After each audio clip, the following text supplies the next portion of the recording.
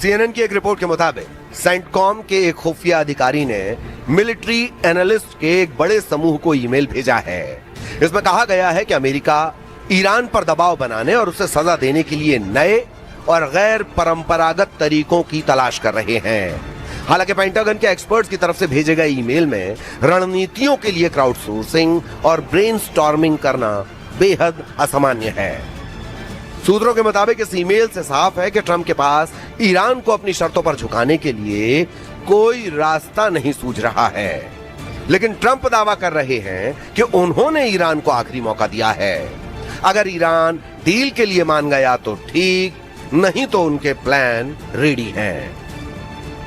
Well, you don't know. I don't know. I think we're going to maybe get something, but I want to give them every last chance before decapitation.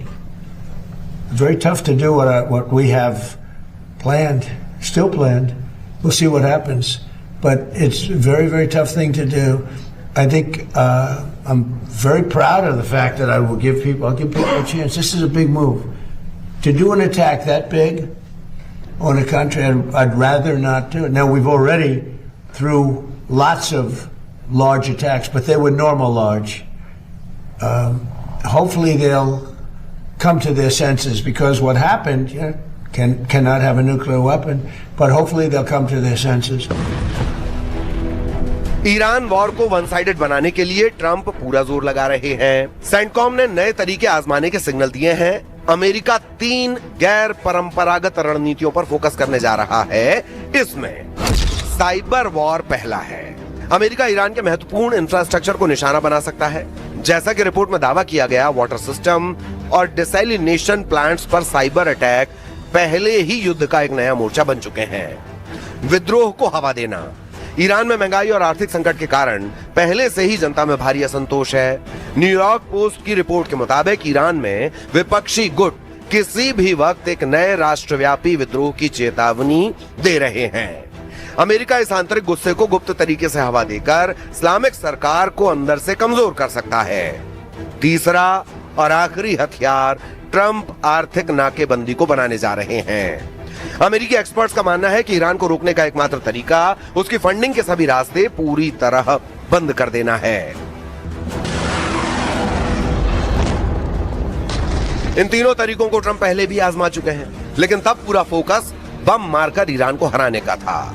मगर Iran झुका नहीं, तो फिर pressure बढ़ाने का तरीका आजमाया जा सकता है, क्योंकि ईरान के अंदर से भी ऐसी खबरें आ रही हैं कि इस्लामी सरकार में सब कुछ ठीक नहीं। इजराइल के चैनल 14 ने अपनी रिपोर्ट में दावा किया है कि मुस्तफा खामनेई की मसूद पजेश्कियान से ठनी हुई है। सुप्रीम लीडर ने पजेश्कियान को धमकी दी है कि अगर उन्होंने इस्तीफा दिया तो फौरन उसे स्वीकार कर लिया जाएगा। चैनल 14 के दावे से ईरानी नेतृत्व को लेकर अटकलों का बाजार गर्म हो गया है। चैनल 14 ने कहा है कि मसूद पजेश्कियान इस बात से भड़के हुए थे कि उनकी सरकार की राष्ट्रीय सुरक्षा और विदेश नीति से जुड़ी नीतियों को बनाने में उनकी भूमिका बहुत सीमित है। मुस्तफा खामनेई ने IRGC कमांडर अहमद वाहिदी को पूरी पावर दे रखी है। वही वॉर जोन में ईरान के सारे फैसले ले रहे हैं।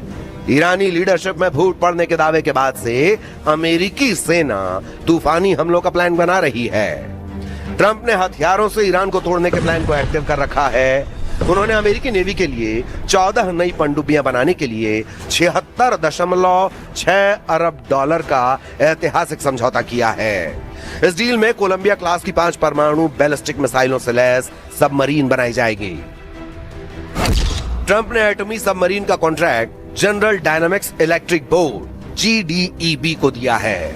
रिपोर्ट के मुताबिक इन कॉन्ट्रैक्ट्स में वर्जीनिया क्लास की 9 परमाणु अटैक पनडुब्बियां बनाने का काम भी शामिल है।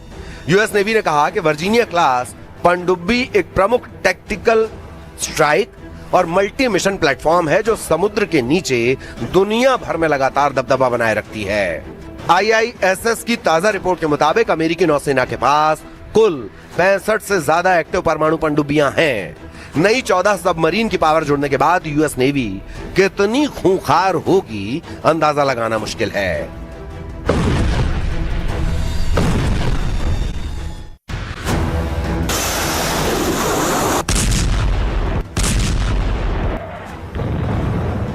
ईरान पर लगातार हवाई हमलों से ट्रंप को कुछ हासिल नहीं हुआ है।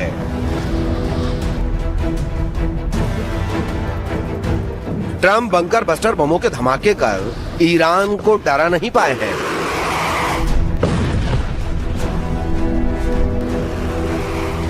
ट्रंप की जमीनी युद्ध वाली धमकी का ईरान बिल्कुल लोड नहीं ले रहा है।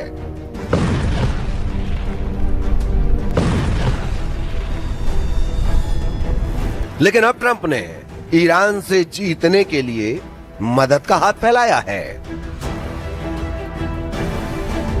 जिस ईरान को ट्रंप हफ्ते 2 हफ्ते में कुचलकर उससे एटम बम छीन लेने का दावा कर रहे थे, अब उसी ईरान से जीतने के लिए ट्रंप ने झोली फैला दी है। ट्रंप आइडिया मांग रहे हैं, ट्रंप जुगत पूछ रहे हैं, ट्रंप वो हथियार जानना चाहते हैं जिससे ईरान का घमंड तोड़ सकें। क्योंकि ईरान के आगे उनके सारे दांव फेल हो चुके हैं। ईरान ट्रंप का रत्ती भर लोड नहीं ले रहा है। ईरान ने अमेरिका से जमीनी युद्ध का मोर्चा संभालना शुरू कर दिया है। ईरान उन बॉर्डर पर टैंक तैनात करने लगा है जहां से अमेरिका घुसने की कोशिश कर सकता है। ओपन सोर्स रिपोर्टिंग के अनुसार ईरान के अहवाज अबादान हवाई वे पर रूट नंबर 39 से ट्रांसपोर्टर पर T-72M या T-72M1 टैंक देखे गए हैं।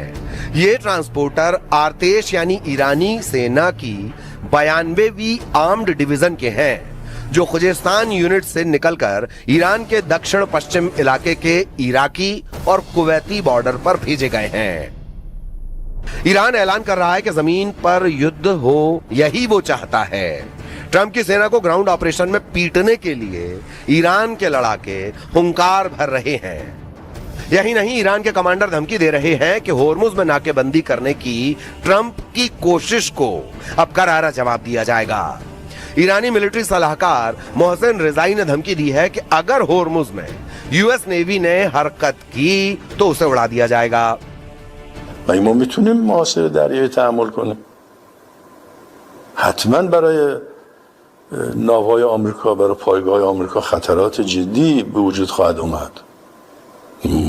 یعنی ما دست بزنیم روی دست هم دیگه. ईरान के इसी तेवर ने ट्रंप की टेंशन बढ़ा रखी है, क्योंकि मोहसिन रिजाई ने यह दावा किया है कि अब तक अमेरिका ने युद्ध में सैनिकों की मौत का सच तक कबूल नहीं किया है।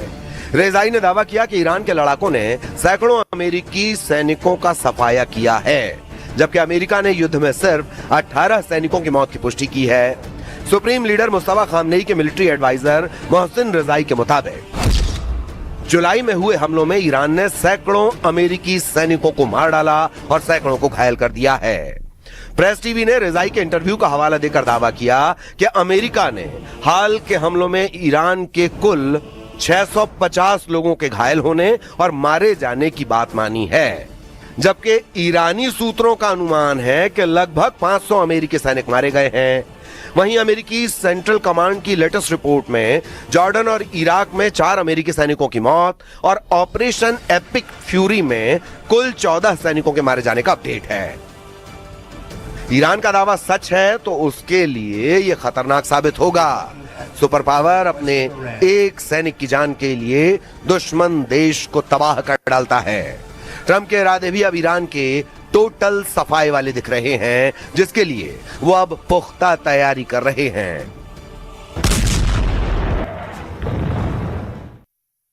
यमन तट के पास लाल सागर में भारतीय झंडे वाले कमर्शियल जहाज पर हमला हुआ है, जिसके बाद जहाज यमन तट के पास डूब गया और भारतीय विदेश मंत्रालय के मुताबिक ये जहाज 4 अगस्त को लाल सागर में यमन के तट के पास डूबा है।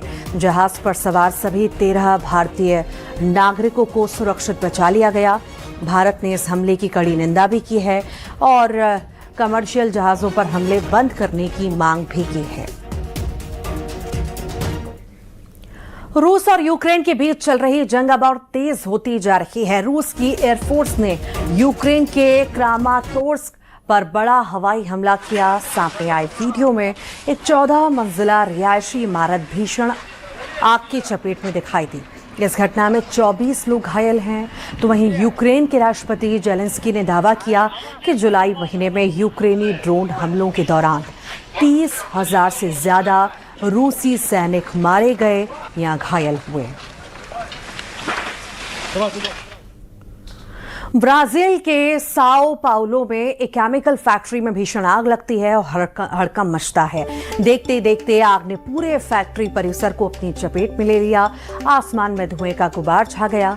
एहतियात के तौर पर आसपास के करीब 150 लोगों को सुरक्षित स्थानों पर पहुंचाया गया। तो वहीं पोलैंड